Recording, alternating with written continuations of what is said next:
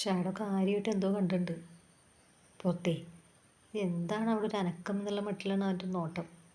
ഇവിടെ നോക്കിയിട്ടൊന്നും മനസ്സിലാവണമില്ല. അന്നൊന്ന് കയറി നോക്കിയേക്കാന്ന് വിചാരിച്ചാൾ.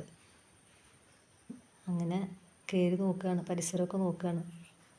അപ്പോൾ ആണ് കണ്ടത്, ദേ വരണു ഇവനാണല്ലേ ഇവിടെ കിടന്ന് പതുങ്ങി പതുങ്ങി വന്നിരുന്നേ. ആരാന്ന് മനസ്സിലായ?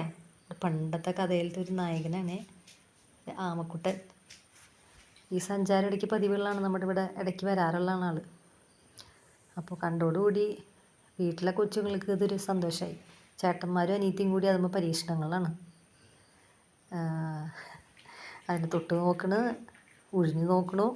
അതിനിടയ്ക്ക് അവർ തമ്മിലൊരു കുസൃതി. ആമപ്പിക്കും കയ്യും കാലും തലയ്ക്കുള്ളിലേക്കാക്കി ഒതുങ്ങിക്കൂടി. ഇവർക്ക് കളി. ആമ പേടിച്ച് വിറച്ചു. എൻ്റെ ദൈവം, ഏത് നേരത്താണോ ഇവിടെ വരാൻ തോന്നിയെന്നാണ് ആമ വിചാരിക്കുന്നത്. എല്ലാവരും ഒന്ന് മാറിക്കഴിഞ്ഞപ്പോൾ പതുക്കെ ഒന്ന് തല പുറത്തേക്കിട്ട് നോക്കാമെന്ന് വിചാരിച്ചത്. പരിസര നിരീക്ഷണമാണ്. അത് കഴിഞ്ഞ് മെല്ലെ മെല്ലെ നീങ്ങി ഇഴഞ്ഞഴിഞ്ഞ് വരുന്നുണ്ട്. എവിടെയാണൊന്ന് രക്ഷപ്പെടാൻ പറ്റുക എന്നുള്ള ചിന്തയിലാണ് ആമ.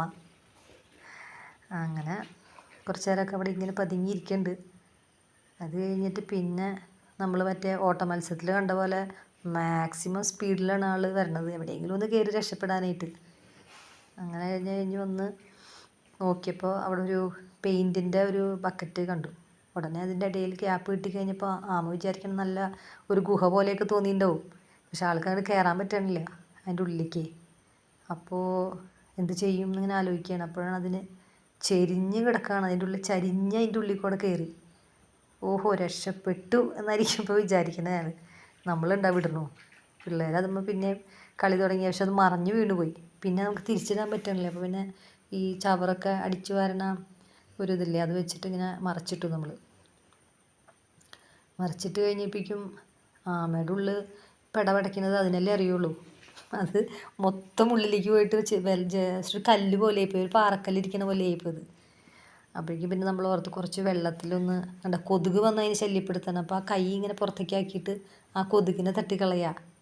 പിന്നെ കുറച്ച് ബേസിനിൽ കുറച്ച് വെള്ളം കൊണ്ടുവന്ന് അതിലിട്ട് നോക്കി. ഇനി അതിന് അങ്ങനെ ഒരു അതാണോ ഒരു സന്തോഷം എന്ന് നമുക്കറിയില്ലല്ലോ. പക്ഷെ അതിൻ്റെ ഉള്ളിൽ കിടന്ന് ഭയങ്കര പരാക്രമം. അപ്പോൾ നമുക്ക് തോന്നി ഇനിയിപ്പോൾ അതൊരു ബുദ്ധിമുട്ടായാവോ എന്നായിപ്പോയി, എന്താ ചെയ്യേണ്ടതെന്നായിപ്പോയി. അങ്ങനെ പിന്നെ വീണ്ടും പുറത്തേക്ക് എടുത്തിട്ടു. ഞാൻ പറയായിരുന്നു മൊബൈൽ ഉപയോഗിക്കാൻ പിന്നെ ഗൂഗിൾ മാപ്പൊക്കെ ഇനി ഞാൻ തിരിച്ചു പോകുമായിരുന്നു. ഇപ്പം അതും ഇല്ലല്ലോ. അതോർക്കുണ്ടാവും ഇത് ഏത് വഴിക്കാൻ ഞാൻ വന്നേ പോകുന്നുള്ള ടെൻഷനിലാണ്. ഞങ്ങളതവിടെ ഉപേക്ഷിച്ചു. അതിങ്ങനെ കഴിഞ്ഞ് പിന്നെ അങ്ങോട്ട് കടന്നുപോയി. അങ്ങനെ ആമപ്പുരാണം തീർന്നു.